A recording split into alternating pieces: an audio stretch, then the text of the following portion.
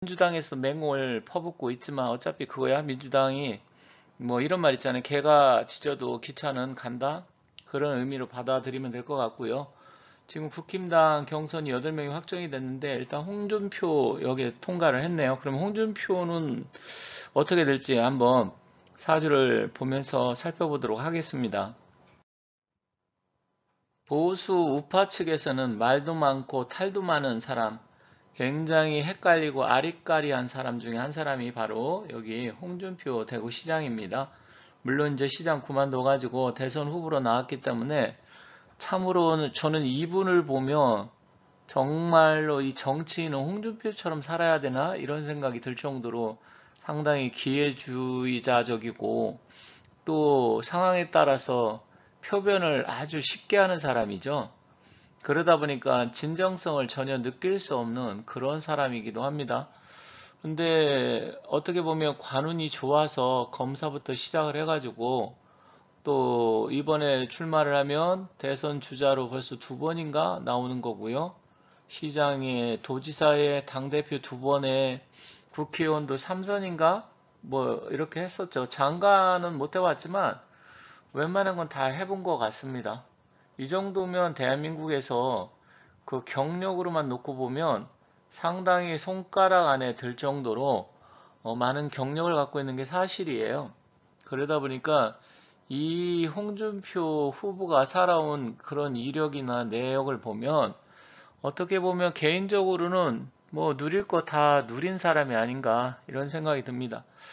가보년 말띠고요. 병자월, 기미일, 축시, 이제 이게 축시인지 아닌지는 확신은 모르지만 제가 이제 이분의 살아온 여력, 아니 이제 뭐 이력이라고 할까요? 여정 이런 걸 놓고 보면 축시가 아닌가 해서 이렇게 올린 거고 혹시 정확한 시간을 알고 계신 분은 나중에 또 연락을 주신다고 하면 많은 도움이 되겠습니다. 왜냐면 이 시간이라는 것은 주로 말년운을 나타내는데 젊었을 때야 사실 시간의 중요성이 덜하지만 이렇게 60, 70이 넘으면 시간의 중요성이 상당히 부각이 되기 때문에 그런 부분을 좀 참고해야 될 것 같아요. 자, 이분은 기미일주이기 때문에 간여지동 사주라고 하고요. 트럼프도 기미일주인데 일단 상당히 이분도 자기 주관 고집, 어떻게 보면 똥꼬집이라고 할 수도 있고요. 그런 게 강하면서 자미 원진살, 좌우충살, 뭐 충미 충살, 뭐 이런 여러 가지가 복합적으로 있어요. 그래서 사주의 기운 기세만 놓고 보면 기토가 동지 섣달이 추울 때 태어나서 사실은 음기가 강한 사주가 아닌가 이렇게 볼 수 있지만 또 말띠에 병자월이기 때문에 인성은 또 발달이 되어 있는 그렇지만 뭐 관운도 나쁘진 않다고 보여집니다. 왜냐면 지금 갑기 합에 지금 연간에 정관이 있고요. 시간이 을축시라고 하면 뒤로 갈수록 또 기운 자체도 뭐 괜찮다고 보여집니다. 그리고 이 병화 자체가 여기서는 용신으로 볼 수 있어요. 겨울에 추운 겨울날 그것도 새벽 시간에 굉장히 춥고 쌀쌀하지만 이때는 밤이니까 뭐 달빛으로 볼 수도 있지만 기본적으로 갑오년생이기 때문에 또 병화 인성 자체가 우리가 말하는 그 힘을 갖고 있는 뿌리를 내리고 있다고 하죠. 뭐 득집, 득근을 했다, 등령했다, 뭐 여러 가지 말을 하는데 그건 다 비슷한 말이고요. 어쨌든 이 홍준표라는 사람 자체의 그 사주 기운을 보면 상당히 가끔씩 이 사람이 왜 이런 말 저런 말 표변해서 저렇게 할까 하는 게 여기 보면 잠이 원진살 이런 게 있고 또 때에 따라서는 그 인미 기문간살에 발동을 하게 되면 또 추고 여기 보면 시간이 축시라고 하면 추고 또 원진기문도 있고 이런 게 내재되어 있기 때문에 가끔씩 시원한 말도 하다가 전혀 엉뚱한 말 하다가 좀 종잡을 수 없는 그런 성격적인 특징과 자기 고집, 독고다의 성격이 사주에 그대로 나타납니다. 그렇다고 하면 이분의 사주의 기운으로 봤을 때 올해 을사년 신사월 그리고 계묘일 기운이 어떨까 이걸 또 봐야 되는데 기미일주이기 때문에 계묘일날의 기운 자체는 뭐 그렇게 나쁘다고 볼 수는 없습니다. 물론 개수가 이분한테는 필요하진 않지만 만약에 겨울에 치른다고 하면 나쁘겠지만 신사월이고 따뜻한 기운, 양기가 들어오는 달이어서 그런 측면으로 보면 나쁘진 않아요. 물론 이제 당내에서 김문수, 나경원, 그리고 한동훈, 홍준표 이 네 분이 어떻게 보면 4대 천왕이라고 볼 수 있잖아요. 어쨌든 한동훈 끼고 싶진 않지만 뭐 흐름이 그러니까 그러면 이 4대 천왕 중에서 누가 또 후보로 당선이 될 것인지 그 다음에 한덕수 총리하고는 또 어떻게 될 것인지 거기서 또 이기면 이재명과 어떻게 될 것인지 아직은 단계가 하나 둘 셋 이렇게 첩첩한 중이기 때문에 조금 더 그러한 측면을 놓고 보면 조금 더 기다려 봐야 되겠습니다만 흐름상은 그렇게 나쁘지는 않다. 다만 경쟁자와의 관계 이거는 또 차차 말씀드리도록 하겠습니다.